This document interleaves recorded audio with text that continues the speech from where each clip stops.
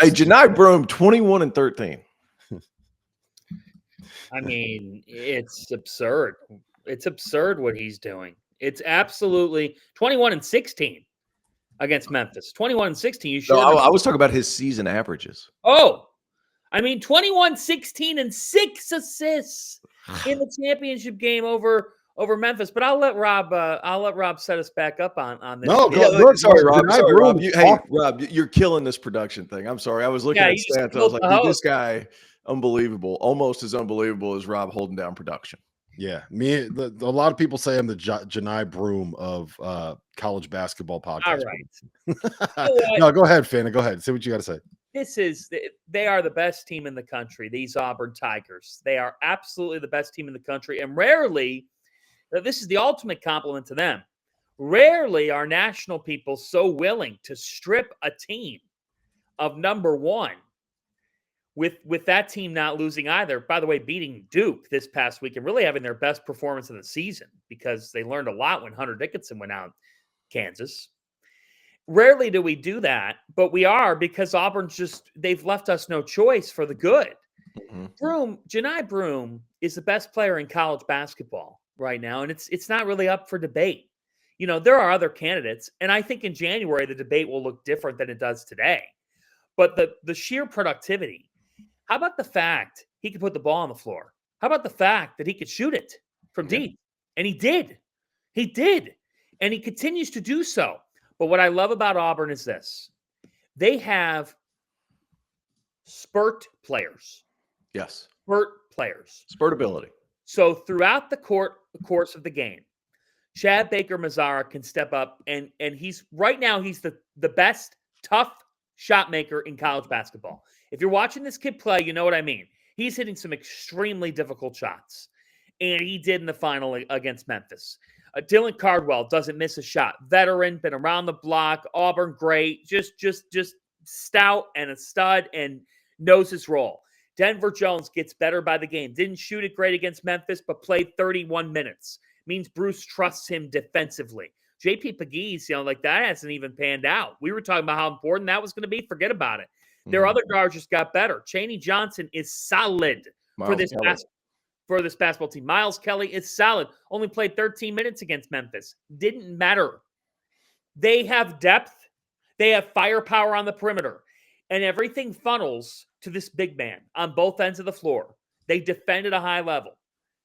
They can count on different guys throughout the course of the game. And they have a world-class coach in Bruce Pearl who has done an elite job constructing this roster. The Auburn Tigers are the best damn team in the land. They deserve that. And now, in perfect college basketball form and in a great way, they're going to go to Duke on Wednesday. They're going to take their first loss of the season, and everybody's going to say, what the heck, what the heck, what the heck, da-da-da. Folks, it's college basketball. Every game there's something different, and I do believe as great of a team as Auburn is, everyone's going to be like, whoa, what flaws were exposed? What happened? They're at Duke. They're at Cameron Indoor. Duke's not going to lose that. Duke's winning that basketball game. Is this Pearl's first trip to Cameron Indoor? Can't remember a time when he went. Yeah. I think it might be. Maybe with Tennessee when they were really good, he went to Duke. I don't think so. Because I was coming up then. I don't remember that ever happening. That'd be interesting. That place is hot for no reason and loud for no reason. Awesome game for the sport. It is. He played Duke on a neutral in 2011 and lost. Then he played Memphis the next night and lost in double overtime. I think that was in Maui. Played Duke and Maui in the first round. No, never mind. That was Konzo. That was not Bruce Pearl's team. I don't think he's ever played at Duke. I'm looking. Man, what a matchup, though. Veteran guards, length, athleticism. Duke's super talented young players.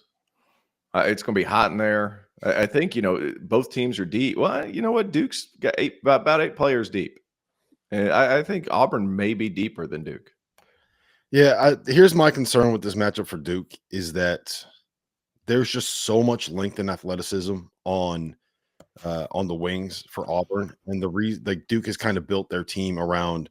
We don't necessarily have a point guard. We have 4 initiators, and we're going to win because we're going to be bigger and longer and more athletic than people. And they're not going to be bigger, longer, and more athletic than Auburn. Like No.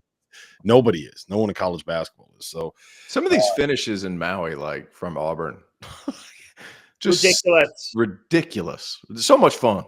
Number one offense in college basketball, according to Kim Pom. So do you have them, T.O., do you have them above Kansas, even with Kansas beating Duke? Yeah. Yeah. Why? Because they have Janai Broom and Kansas has Hunter Dickinson. Ouch. Jeez. I didn't know you hated Hunter Dickinson so much. I don't hate him, but he can be an idiot, and he'll end up 10 minutes ago in the second half kicking a dude in the head. By the way, Solo Tigers, like we ain't losing Wednesday, Fanta. So you could very well win. I just think we're in a world where Fanta, it's Solo Tigre. Can you please pronounce his name correctly? I'm sorry, Solo Tigre. My apologies there. You know, if you Solo Tigre, if you lose the game, we live in a world where everyone's gonna be like, "What's wrong with Auburn?" There's nothing wrong with them. No. It's basketball. It's bad. That's my point. Solo Tigre is like, I love reacting to this stuff, and we will. But I think you could lose Wednesday, and I think you could. I still might argue you're the best team in America. Do you know why? I think Duke's that good. I think Duke's a top on their best day. It's like a top 4 team in the country on their best day. So that's going to be a great game on Wednesday. It's beautiful for the sport. I love Auburn. I just think that it's really refreshing. You know what's refreshing? Janai Broom, back for a 3rd season at Auburn, starting his career at Morehead State. Yep. We watched him in college develop at an incredible level. And it's not at a Duke or a Kentucky or a Blue Blood. It's at Auburn. And he's going to go down. He is going to go down as an all-time great, both at Auburn and in the SEC. And I love that because I think it's just different and he's fun. And now we're starting to learn about him as a person. His personality shined at Maui this past week when they were interviewing him. It's a great story. This is the beauty of Bruce. Bruce Pearl's name has been floated around a couple different job searches over the years, and he has stayed at Auburn.